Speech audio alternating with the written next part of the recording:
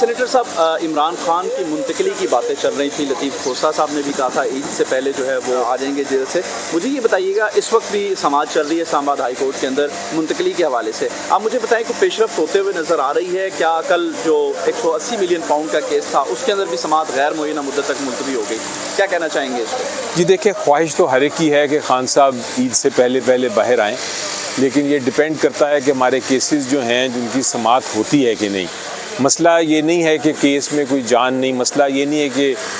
Case میں دیر ہوگی جب ایک بار سماعت شروع ہو، مسئلہ یہ ہے کہ پہلے اس کی بحث شروع ہو جائے۔ بحث شروع ہوگی تو میں آپ کو یقین دلاتا ہوں کہ اتنے بے بنیاد کیس ہیں، اتنے غلط کیس ہیں کہ وہ 1 منٹ لگنا چاہیے عدالت کو ختم کرنے کے لیے کیسز، لیکن مسئلہ یہاں یہ ہو رہا ہے کہ ہماری جو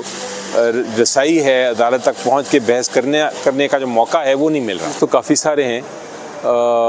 مین کیسز جو ہیں وہ ایک القادر کی اپیل ہے، دوسرا توشہ خانہ 2 کی اپیل ہے، اور جو الیکشن کمیشن آف پاکستان کا توشہ خانہ 1 کیس ہے وہ ہے۔ جو توشہ خانہ کا ایک کیس ہے اس میں سزا جو ہے وہ سسپینڈڈ ہے، اور 2 کیسز جو تھے سائفر کیس اور عدت کیس وہ ختم ہو چکے ہیں، ان کی اپیلیں پینڈنگ ہیں۔ تو یہ پوزیشن ہے۔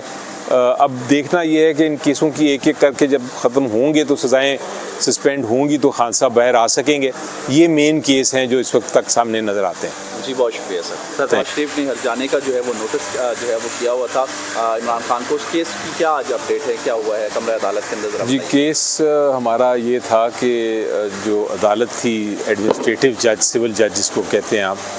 سول کورٹ، انہوں نے ہماری جو درخواست تھی ایڈجرنمنٹ کی، ہم نے ایک ایڈجرنمنٹ کی درخواست دی تھی کہ ہم نے ایک کاروائی، ایک سٹیپ تھا ہم نے لینا تھا سول کورٹ کا، تو ہم نے درخواست دی تھی کہ خان صاحب چونکہ انجر ہو گئے، آپ کو یاد ہے 3 نومبر کو ان کے اوپر اٹیک ہوا تھا اور وہ انجری میں تھے، تو ہم نے کہا ان کے انجر ہو گئے ہیں تو اس کنفیوژن میں اور اس مسئلے میں ہم جواب نہیں ڈال سکتے جو ریکوائرمنٹ تھی اس وقت کے قانون کی۔ تو بجائے تاریخ دینے کے عدالت نے ہماری جو حق تھا ہمارا کہ ہم اپنی پیش کر سکیں ڈیفینس، وہ اس کو ختم کر دیا تھا۔ تو جب انہوں نے ہماری ڈیفینس ختم کر دی تھی تو ہم نے ہائی کورٹ گئے، اور ہائی کورٹ کے بعد سپریم کورٹ آئے، تو اس وقت کے سپریم کورٹ نے فیصلہ یہ کیا تھا کہ ہماری یہ رائٹ کلوزڈ ہے، یعنی اس کو ختم کر دیا تھا۔ ہم نے ریویو فائل کیا تھا، اس ریویو کی آج بحث تھی، تو بحث میں ہم نے یہی کہا کہ دیکھنا یہ ہوتا ہے کہ اس دن جس دن عدالت نے یہ فیصلہ کیا کہ وہ ہماری ڈیفینس بند کر رہے ہیں، ختم کر رہے ہیں، تو کیا اس دن یہ جینوئن ریزن تھا ہمارا، یعنی کوئی ہم جان بوجھ کے ڈیٹ لے رہے تھے یا واقعی ہی انجری تھی؟ تو میں نے یہ درخواست میں، یہ ریویو میں یہ کہا، اور مائنورٹی ججمنٹ نے بھی یہ ایگری کیا تھا ہمارے ساتھ، سپریم کورٹ کی جسٹس عائشہ نے، کہ جو